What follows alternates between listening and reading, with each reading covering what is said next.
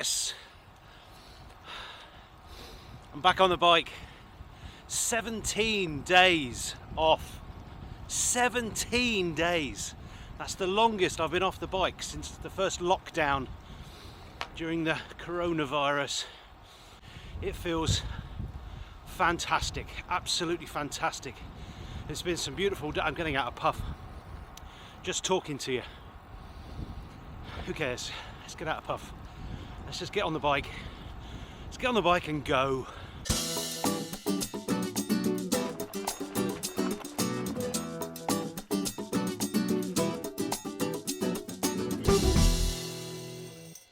Well, a great many thanks to all of you who have wished me a quick recovery. It's very nice of you. For those who don't know, I've just had a chest infection. It's nothing much, but I just struggled to breathe. I was having these coughing fits and I'd run out of puff before I'd finished coughing. So then you get a bit panicky because you can't breathe.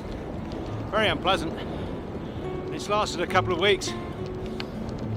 And I never even get colds. I get more serious things than colds.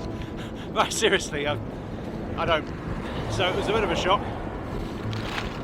And obviously I get it so much worse than at least half the population. But cough or no, I didn't really have a lot of option in coming out today. It's absolutely glorious. It's 18.1 degrees C. We had a massive frost this morning, but the difference today is that the daytime temperatures are really getting up, and they haven't been. It's been, well, we've had frosts for 26 of the last 28 days, but today it just feels as though spring has arrived in one day. It's things like the almond blossom is coming out, and perfectly timed to show you a big sign. No, almond blossom. And I've just noticed this house here as well, which not only does it have some nice prickly pear cactus, but behind is an acacia in full flower as well. Anyway, I'm out and about. What I'd like to talk about this week is obsession. I've been obsessed with bikes for a very long time. I mean, I enjoyed bikes as a child, but when my mum and dad bought me a Falcon Black Diamond in 1980, that's what changed everything. It had 10 gears. 10. No one had more than 5. Amazing bike. And I kept that bike with me up until the time that we moved to Spain. Unfortunately, it stayed behind and went to a charity shop, and I really hope that someone saw the potential to have an incredibly cool retro 70s bike, Dayglow orange. Mine wasn't, mine was a beautiful red, but if you're going to have a trendy retro bike, it needs to be Dayglow orange, a fixie or a single speed. I had some fantastic adventures on that bike too. I remember there was one wonderful multi-day trip in the, where were we? It must have been the South Hams, with 3 mates. We stayed in a caravan. We were 15 and went out riding every day. No, it must have been Devon. It must have been Devon because we went to Salcombe one day. Absolutely fantastic. I remember it vividly. The riding, not so much. I remember Salcombe. I remember Bill Chard getting bitten by a horsefly on the back of his leg. The amount of blood was incredible. What else do I remember? I also remember that same year, that same summer, Boris Becker won Wimbledon for the first time at age 17, and Madonna had naked pictures of herself leaked to the press. We read quite a few newspapers at that time, keeping, oh no, abreast of the news. I didn't mean for that to happen. It just happened, and I'm very sorry. And I remember the brazed-on fittings that bike had for front and rear lights, and the lights that you could get in those days pretty much were ever ready, that used the dirty great D cells, and the rear light wasn't bad. The front light was absolutely awful. You certainly couldn't see your way home from the pub with it. Well, I never could. Maybe I just couldn't see. And that bike came with me to university, And afterwards I didn't learn to drive a car for many years because I had my bike. I had my Falcon Black Diamond. Those were the days. But these days my obsession seems far more intense. I was getting really low about not being on the bike. It's just a bike, but it's not just a bike, is it? I've also realised that probably behind me are the days for using the bike to get fit.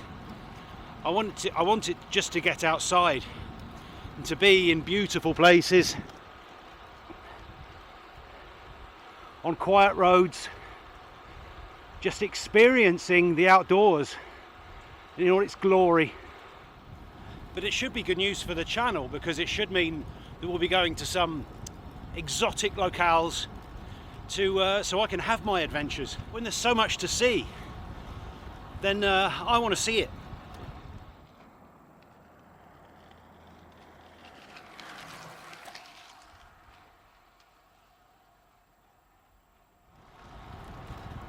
The obsession also takes the form of 17 days of bemoaning the fact that I couldn't get on the bike.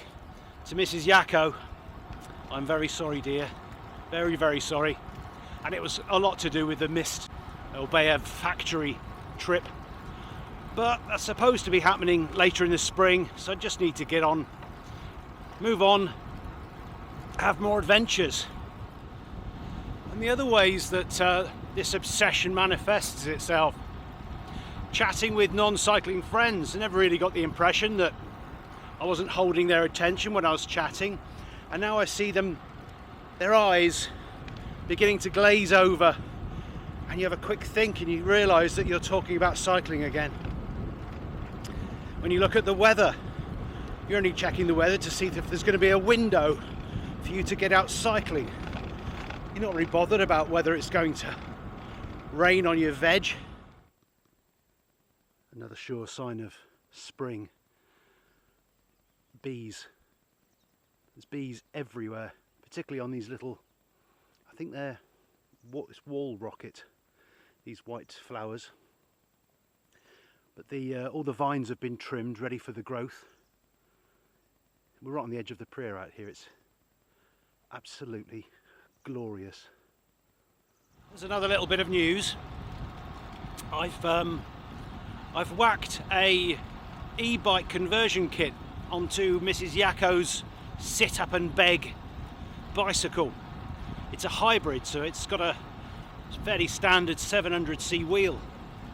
And so yeah, we've got this new kit. It's rather powerful. It's like when people say I've got an e-bike, or worse, they say, you've got an e-bike, in that sort of all-knowing, well, that's got to be a piss easy ride then kind of a way. And I try and fight my corner saying no, it's bloody hard work. But I forget that a lot of e-bikes are a heck of a lot more powerful than the yakoridesagain, and this is one of them, which should mean a heck of a lot more power for Mrs. Yako. And the ideal really would be she'd be sitting on her Mary Poppins-esque bike, and I'd be in a full tuck going flat out on the flats, and she's doing that Mr. Bean cycle. Don't know if you've seen that. He overtakes the full peloton, sort of. I think he's chasing his girlfriend or his dog or something that's got lost, and he overtakes this pro peloton on a, something like an ice cream bike or something. Anyway, that'll be Mrs. Y. Struggling a bit actually to breathe. Sorry about this, guys. Well, I promised myself that I'd just do a little ride just to see how things are. It's going to be about, say, 15 kilometres, something like that, because I've struggled with this cough. Only, it's beautiful. It's absolutely glorious, perfect cycling weather. So I'm just going to push on just a little bit. Just see if we can see some ibex in the Pass Lassa.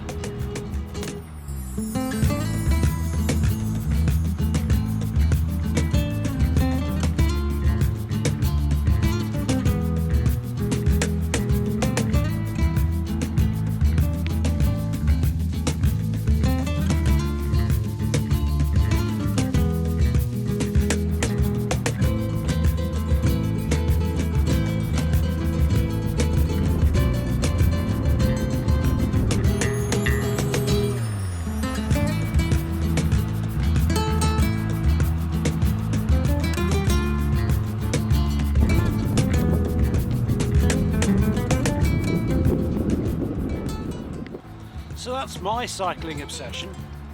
Well, how does it manifest itself for you? Probably just as nutty as I am. Well, how? What do you do? Are you obsessed with cleaning your bike? Are you obsessed with finding new routes? Are you obsessed with going to the pub on your bike? Well, let me know. I want to hear it all. One last thing. If you want to be in the running for one of those 3 items that I announced last week, there was a gilet in extra large, there was a cycling jacket stroke fleece in extra large, and there was a handlebar bag, all from Altura, all brand new, unused, unworn, wrong size. And let me know in the comments below, and I'll put your name in the hat or hats for any or all 3. And on that happy note, and with me with a dirty great smile on my face, until the next one, thanks for watching.